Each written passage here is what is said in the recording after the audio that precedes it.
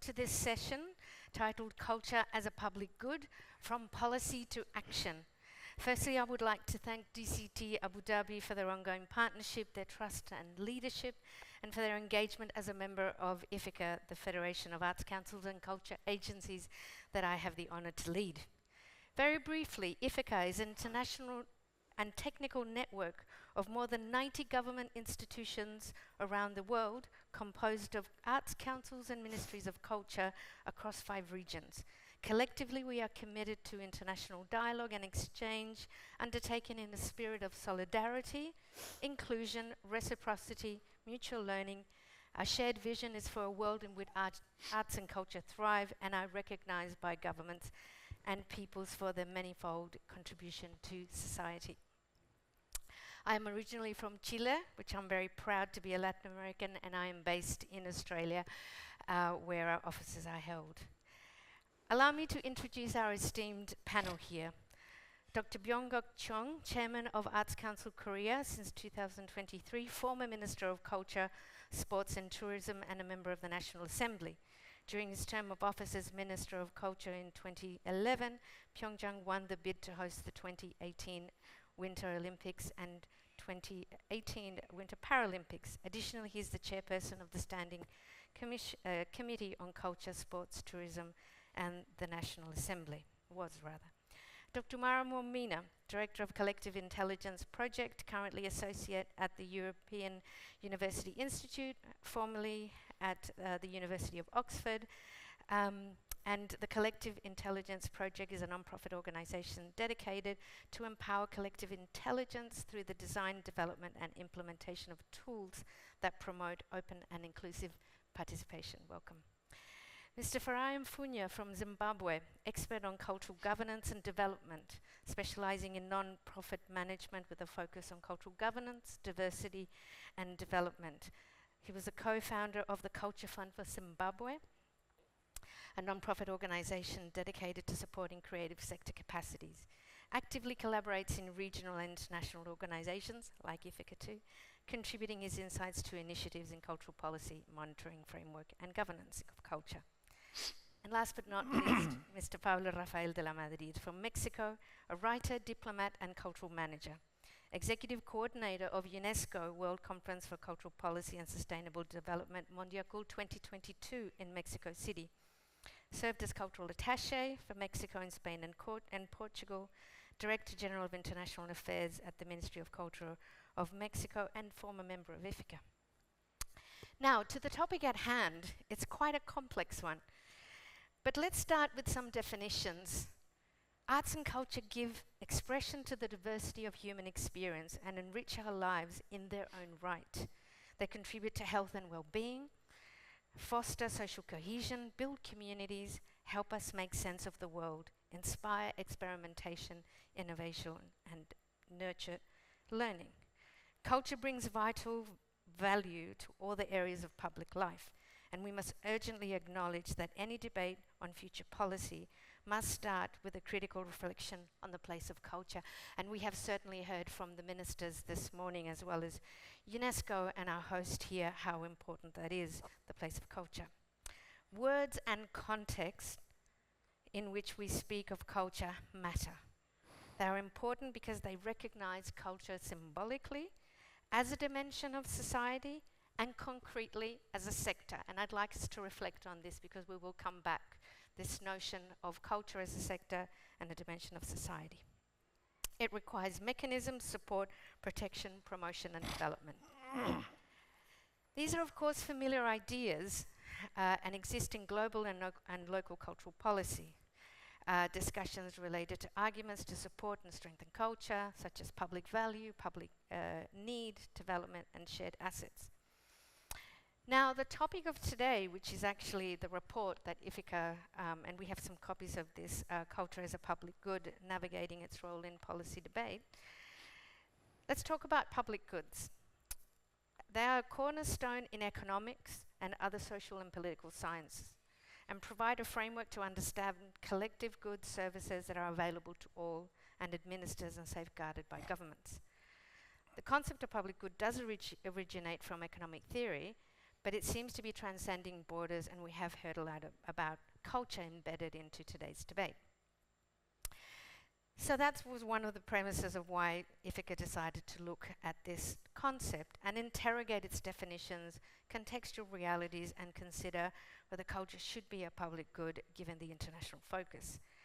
I'm going to spend 1 minute on some definitions, only so that then we can move into the really interesting discussions of today. So, American economist and Nobel Prize laureate Paul Samuelson is often accredited with the theory of public goods in modern economics.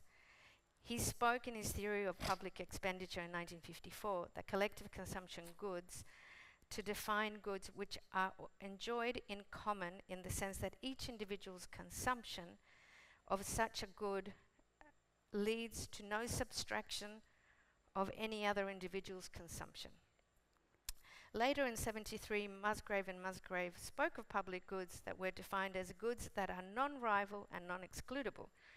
What does this mean? These two components of public good definition are common in contemporary economic theory.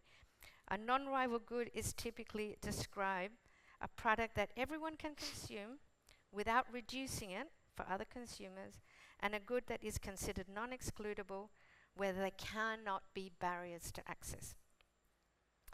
So how does this fit into the cultural context?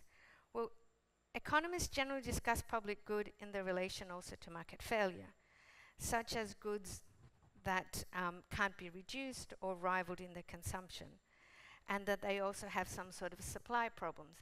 This seems to be a little bit of a distance of when we speak about culture in terms of the culture value chain. And in the social science, the notion of public good also defines as social goods are those that are not divisible into units that can be uniquely possessed by individuals.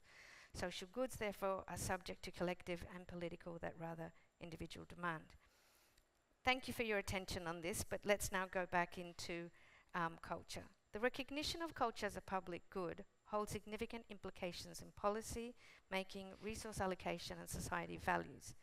As outlined in our report, there is no singular definition or approach to understanding culture as a public good, rather the complex and multifaceted concept that requires ongoing debate, exploration, and refinement. And that's why we're here today.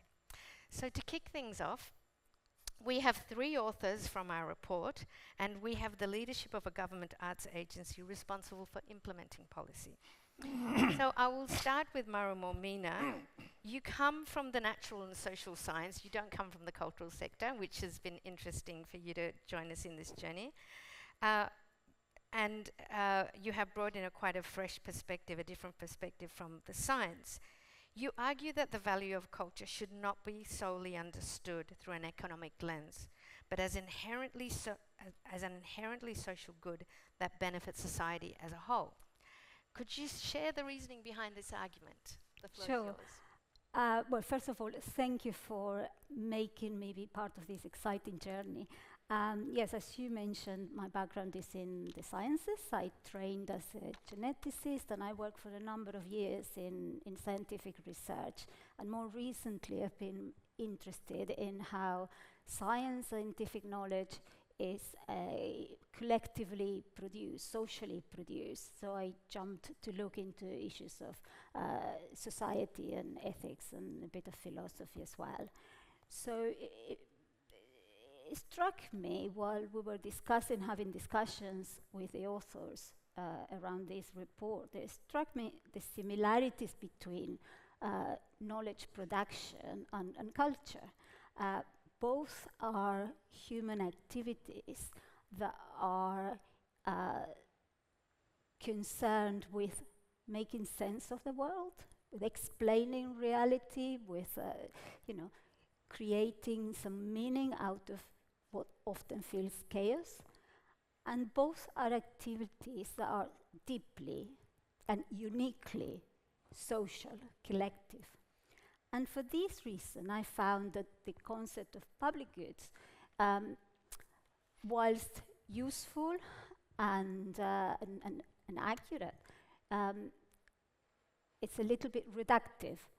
And I argued in the report that perhaps a better way to frame the value of culture is as a social good, indeed as an irreducibly social good. So before I develop this a little bit more, let me tell you why I think the concept of public good falls a little bit short. You see, public goods, because the origin of this concept is found largely in the economic literature, makes us or pushes us to think of culture largely, not only, but largely, as something that is external to individuals, something, a product, a service that needs to be provided to them, and that the market cannot provide, and therefore the state has to step in. It's this thing that is external. And also, because it's external and because it's conceived largely as a product, it's a product that requires a customer. So focusing on this end product makes us lose sight of the process by which culture is produced. And it also makes us lose sight of the dangers of commodifying something that is so entrenched, so inherent to our human nature. So the concept of social goods, therefore, allow us to shed light on the process, the social process by which culture emerges, and it also helps us construe culture as something inherent to our human nature, and our human nature is deeply, deeply social.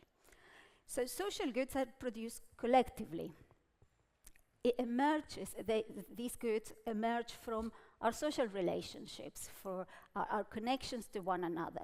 Even when you might think of an author or an artist tucked away in a hut, painting or writing, it's not a solitary activity, it's a deeply, deeply social activity, because that creative process comes from our experience, our social experiences. And this is good that is enjoyed collectively, that yes, of course, I can sit in the solitude of my living room and enjoy an opera. But my enjoyment is tied in with my social identity. Look, I'm originally from Argentina, so tango music to me means something very, very different to any of you who are not Argentinians, because it expresses something of of a shared identity as an Argentinian.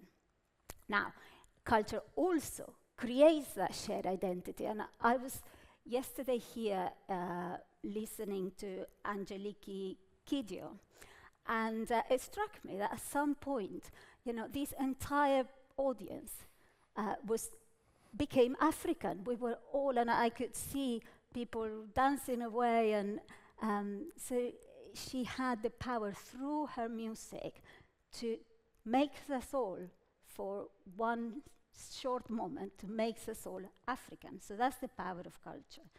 Now, I think I will I'll stop here, and perhaps later on we can talk a little bit more about what implications this might have for policy. Thank you. Thank you very much for your intervention. And it is very much about people, isn't it? And we have been speaking about people as opposed to products and consumption. Pablo Rafael, I might move to you. And the notion of public good is understood differently in different world regions, each with its own history, context. I guess thinking about your context, you have worked in cultural policy, you've had many hats in government, not government.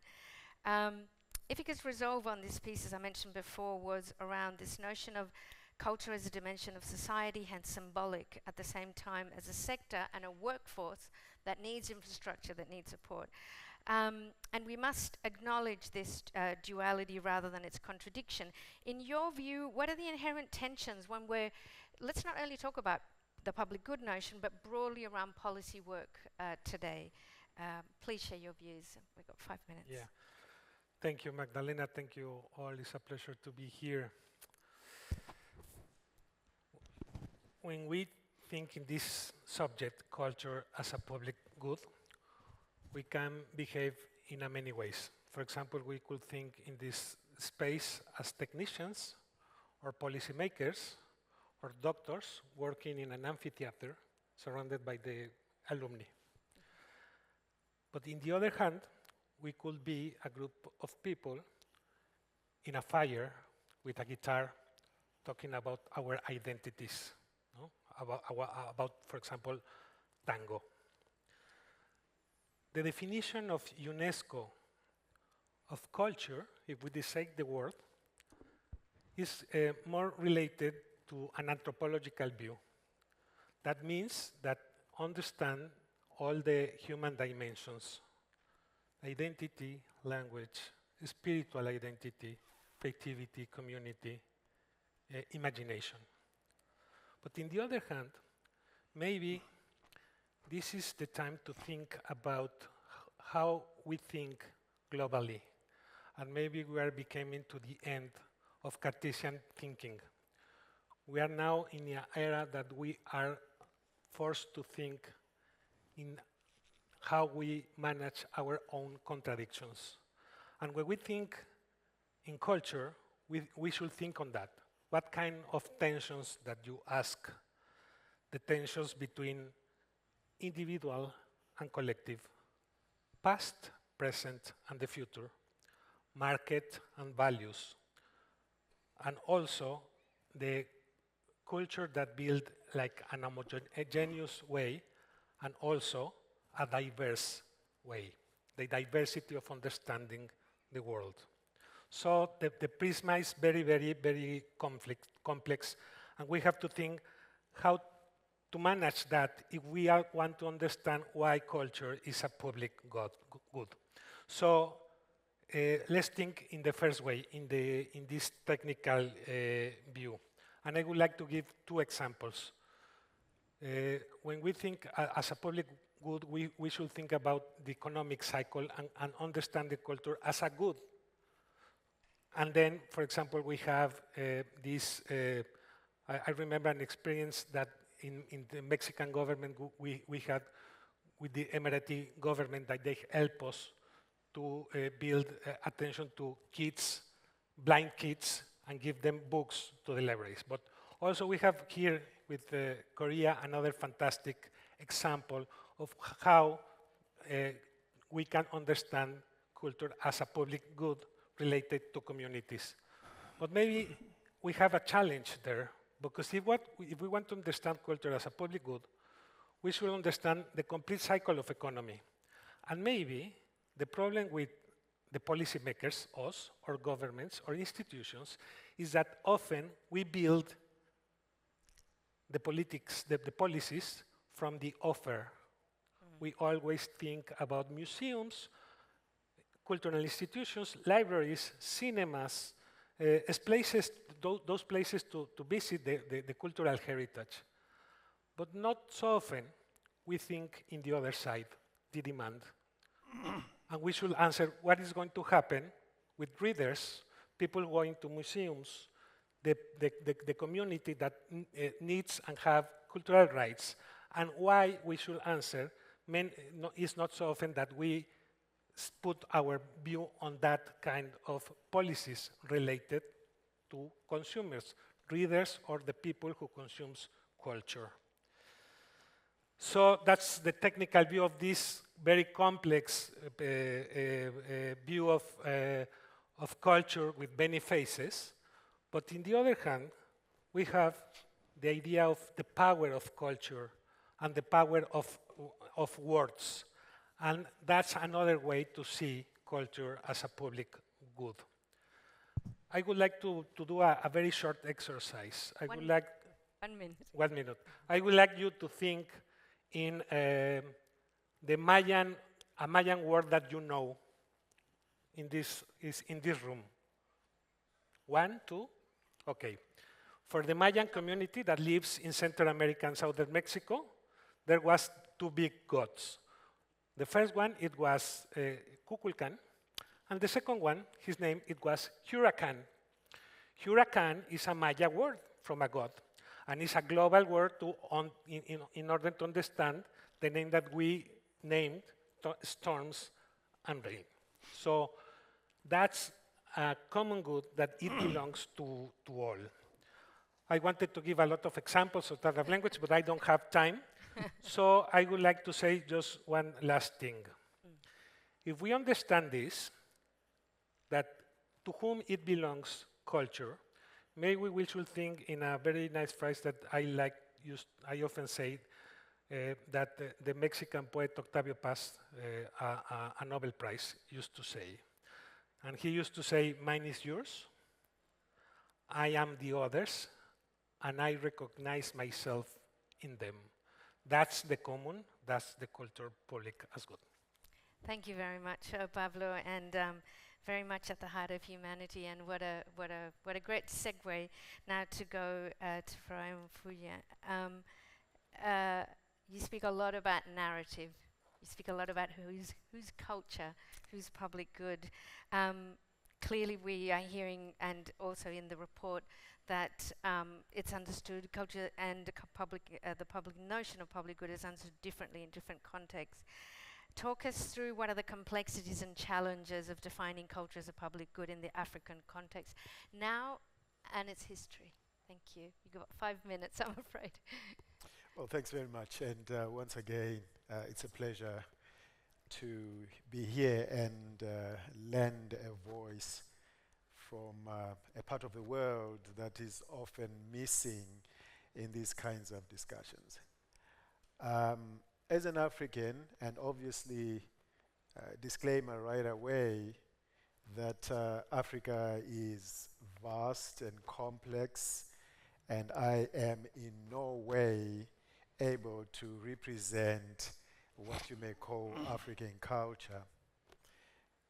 But a long, long time ago, once upon a time, before young Africans could Google and find out what culture means and what public good is, what common good is, a long, long time ago, before UNESCO would tell us the definition of culture, the experiential, the lived life, the coexistence of Africans was that you don't have these mediated processes that are often, like now, machine-based to tell you what culture is and what coexistence is and what common good is. You lived it, right? So you experienced the way of life, the cosmology, because you see it in the people you coexist with. And in my part of the world, in Africa, then you have these emergent philosophies such as Ubuntu, which says, I can only be what I am because of what you are. And the thing that makes us connect in me being me and all of us being us is therefore the thing that emerges as culture.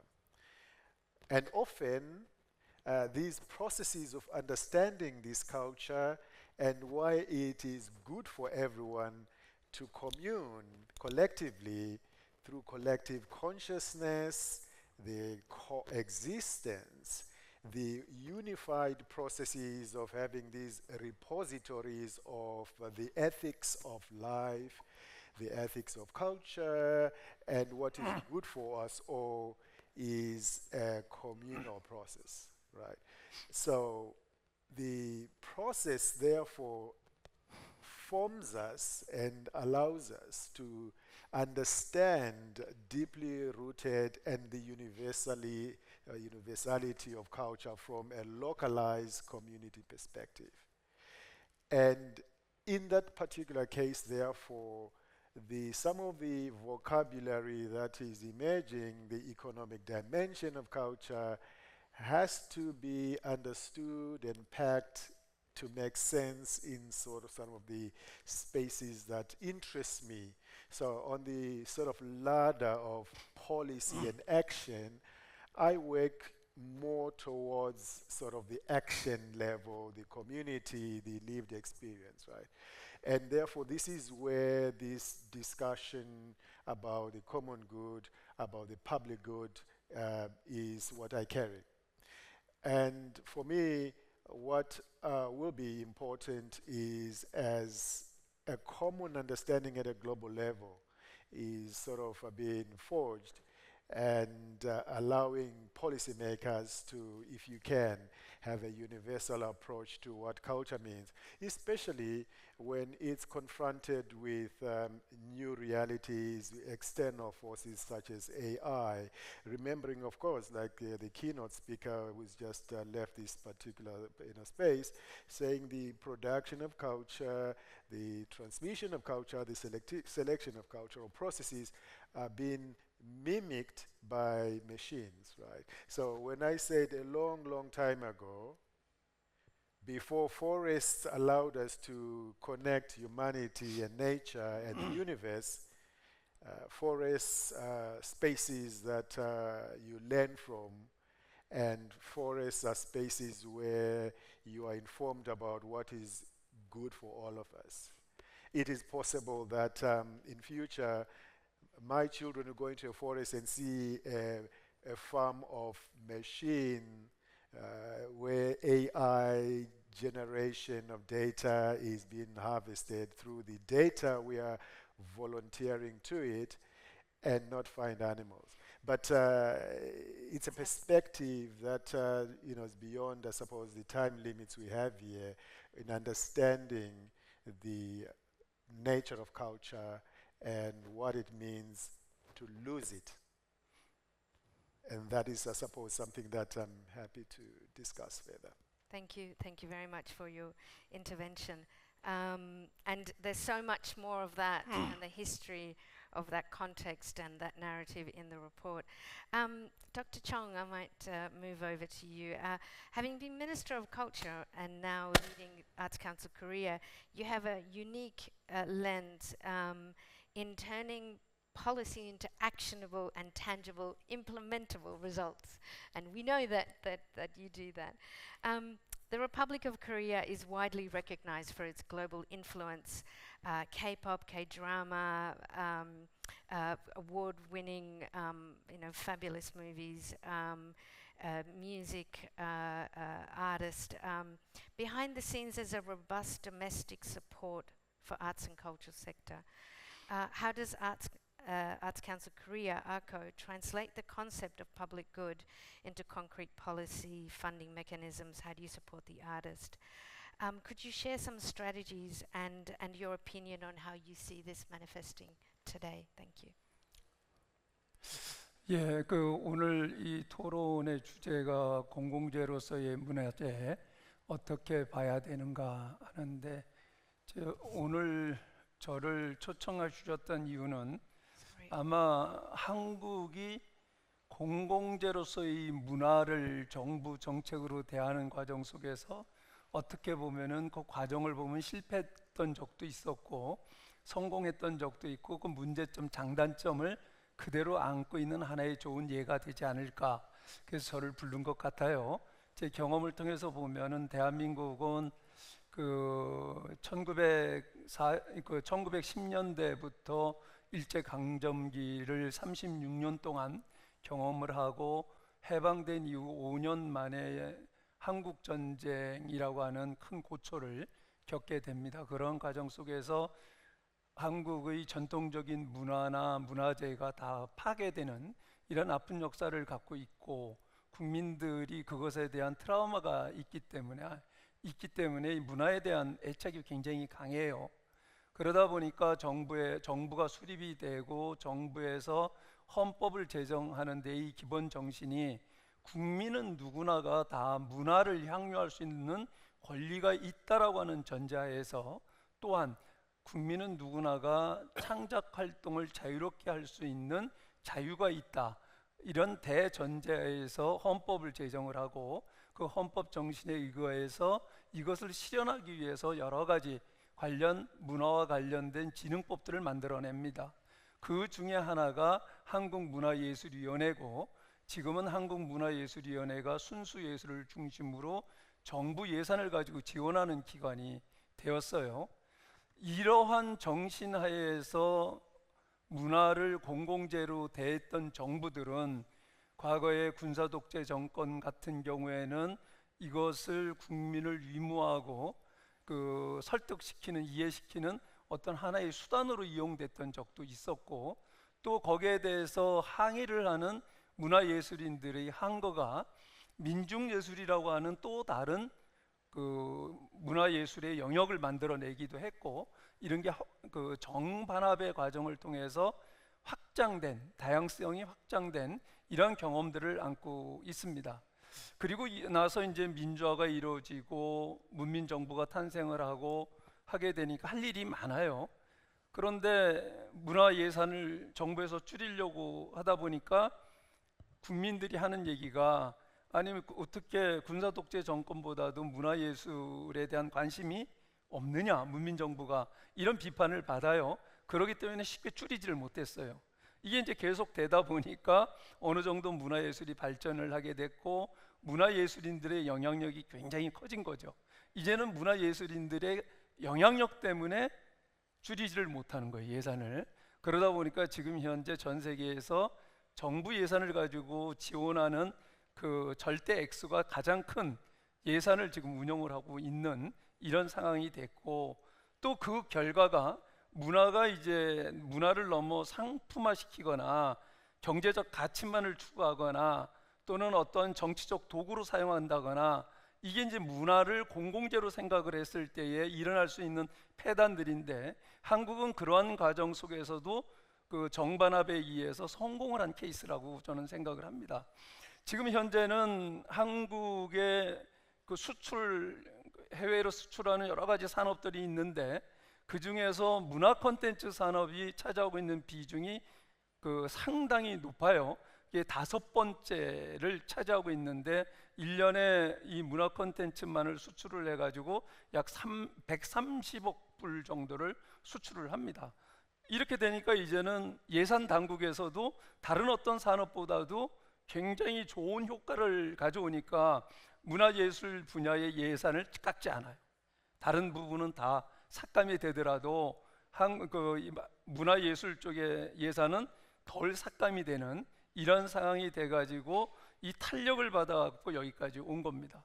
그런데 문제점도 있습니다. 이게 이제 정부가 많은 예산을 투입을 해서 문화예술이 전반적으로 발전을 하고 많은 사람들이 부러워하지만, 이런 차원에서 어떤 측면들이 있냐면은 정부 예산에만 의존을 하다 보니까 이 내가 하는 창작 행위가 이 관중들에게 또는 고객들에게는 어떻게 이게 판단이 될 것인가 하는 것을 개념치를 않는 거죠. 내가 정부 예산을 받아가지고 오롯이 내 창작 활동에만 전념을 하다 보니까 관객이 있던 없던 내 창작 활동 중심으로 갑니다. 그러다 보니까 한편으로는 문화예술이 발전할 수 있는 계기가 되는 것도 사실이지만, 이게 얼마만큼 지속 가능할 거냐 하는 게 이제 제가 걱정하는 거죠. 그래서 적정하게 정부 예산도 지속 가능해야 되지만, 이 예술인들이 관객을 모집하고 마케팅하는 것도 생각을 하면서 적정한 수준에서 이것을 비율을 맞춰가야 된다. 또 한 가지는 전적으로 정부 예산에만 의존하는 것이 아니라 이 문화예술을 향유하는 고객층에서 거기에 대한 대가를 지불하는, 예를 들어서 후원을 한다든가 기업이 또 후원을 한다, 이런 쪽으로 이것을 어떻게 확장할 것인가가 저희들의 이제 과제 중에 하나가 됩니다. Thank you very much, Dr. Chong. And it is sorry, I'm hearing myself. And it is interesting because we go back to this notion of the public good in terms of this duality, not commodifying it, it can't always and only be reliable. You know, culture exists in places of conflict, in places where there are resources, where there are no resources. So we know that it's much more permeable and at the heart of who we are as humanity. They have requested that we tighten the time, so we have about 10 minutes, and I just want to flag that in 4 weeks' time we're going to have the World Summit on Arts and Culture, co-hosted with Arts Council Korea in Seoul in late May, and it builds definitely on the topic that here of requiring rethinking culture for humanity, and as stated as requiring a collective rethinking of human emancipation, humanness and common ground as we build a future. Our focus for the summit is future proofing, isn't it? How we chart the future of arts and culture, how we harness it, what knowledge systems we need, what roadmap we need, and particularly around the challenges of the projected digital and technological reality. So I'll start you with Dr. Chong, and then we'll just go around. What would be ideal is to weave the discussions you've already heard, and how do we use this as a springboard to continue the conversations, obviously, next at the World Summit, next at Mondia Cult, next at the next Culture Summit in Abu Dhabi. So Dr. Chong, what are the sort of the actions concretely that you see? You've already expressed this tension. What are the opportunities, how we continue the conversation and bring in the other stakeholders to resolve these critical issues. Thank you. 예, 그렇습니다. 저는 이 문화의 힘, 문화력을 굉장히 믿습니다. 이것을 우리가 공공재로서 규정을 해서 정부가 어떤 힘을 발휘하고 수단으로 이용하고 어떻게 하든 간에 문화의 힘은 과소평가되지 않는다라고 생각이 들어요. 결국은 대한민국이 이런 측면에서 성공했던 이유는 바로 이 문화력을 믿고 계속 지원을 했기 때문에 가능했다라고 봅니다. 저희가 고민하는 건 이런 거예요. 기술 발달에 의해서 무한한 창작의 지평이 넓어지고 있어요. 그러나 이 정보력이나 기술력의 차이에 의해서 지역이나 국가 간에 엄청난 갭이 벌어지고 있고, 향유를 하는 데에서도 엄청난 소외를 받는 계층이 있는데, 이것을 어떻게 함께 갈 것인가 하는 부분들을 고민을 하고 있고, 이번에 서울에서 열리는 세계 문화예술인 총회에서도 이 부분을 집중적으로 좀 다룰 겁니다.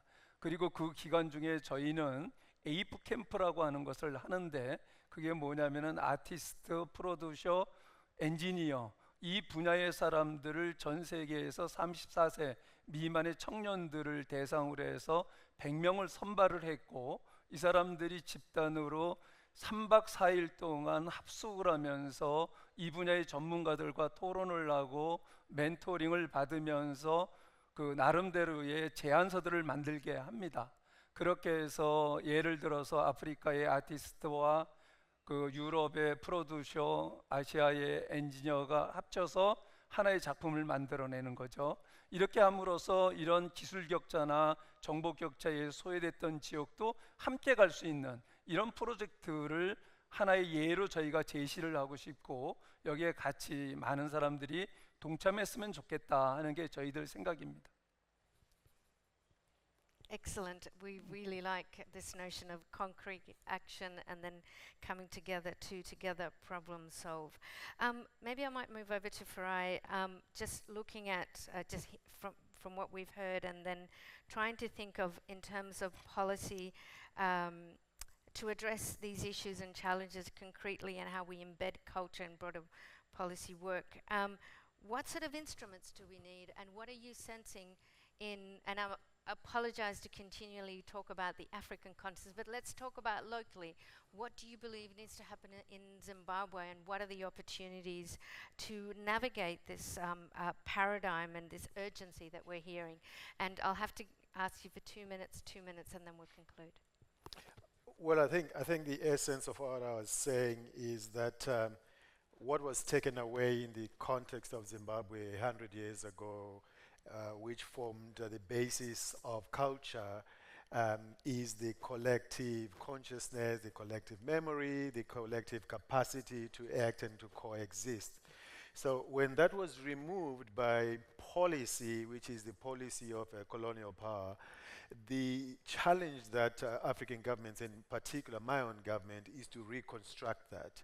Yep. And what happens and what do you need to do to reconstruct what was taken away, which formed the basis and the pillar of what culture and therefore common good and public good was. So the priority is to refine the confidence, the identity, and the desire to imagine culture differently faced with new external realities such as AI, which is mimicking and influencing and generating culture that is being also fed onto the African continent.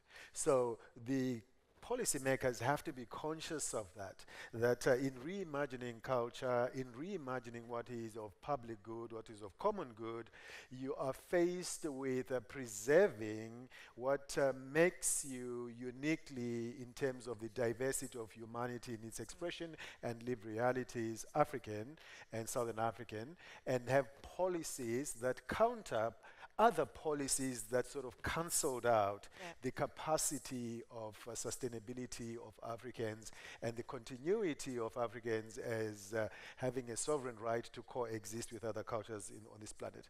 Thank you. The perils of policy making in isolation, isn't it?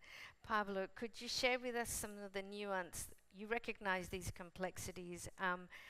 Where do you think we need to go? If there was an elevator pitch, what is it that we need to hold on to? Okay. My father used to say that a dog can have flies and lice. So, and they can coexist in a body. With policy, with policies related to culture is the same thing.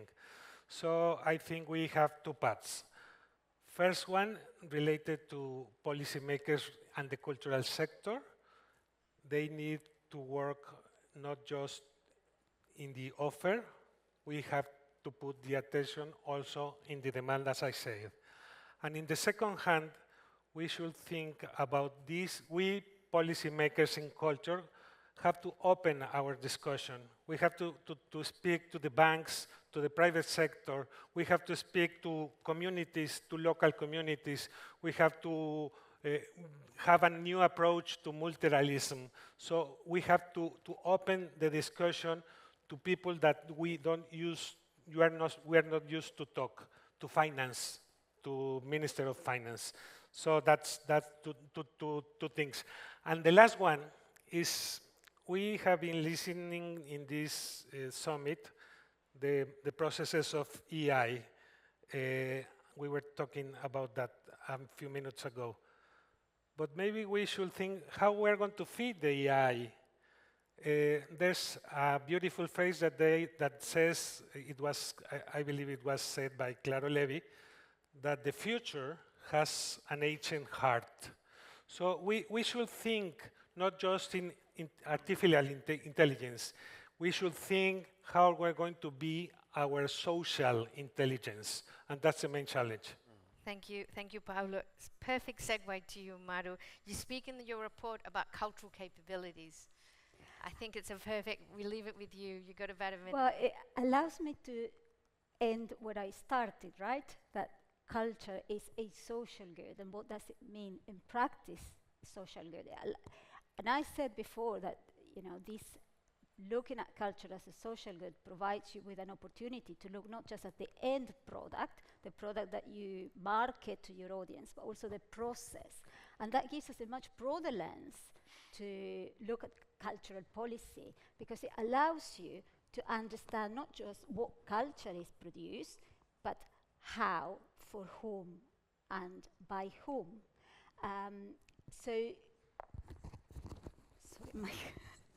And here I can draw some parallels with what I know best, which is science. So scientific knowledge is often viewed as an elite activity. Let's not make it that for culture. And that's why we need cultural policies that are inclusive particularly of those most left behind. And just one final thing to briefly Very mention, briefly. really very briefly. In the last session, there was a lot of talk about how culture can harness the power of AI.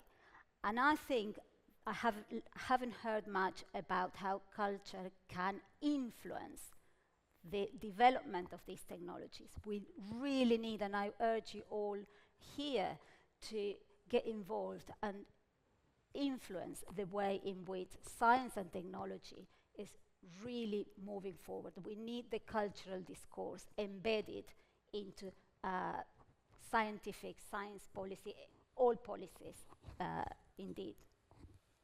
Thank you very much. I have to wrap it up. I have big zeros looking at me, so I want to say that this discussion can continue. We do have some copies. We've got a series of recommendations around what we see as future-proofing and where we need to go. I think to sum it up, it really is about culture being the driver rather than being behind what is in front. And I think it's an opportunity to ensure that we're reverting and really leading and participating and talking to people that we don't talk with, and exploring different projects that enable that cross-pollination, because all of us here, we know the importance and the power of culture, and that we should ensure that it is not at risk. I want to thank you all. I want to thank my esteemed panelists. I want to thank everybody who, I'm sure you're hungry. Really appreciate your attention and joining us today. Thank you. Thank you.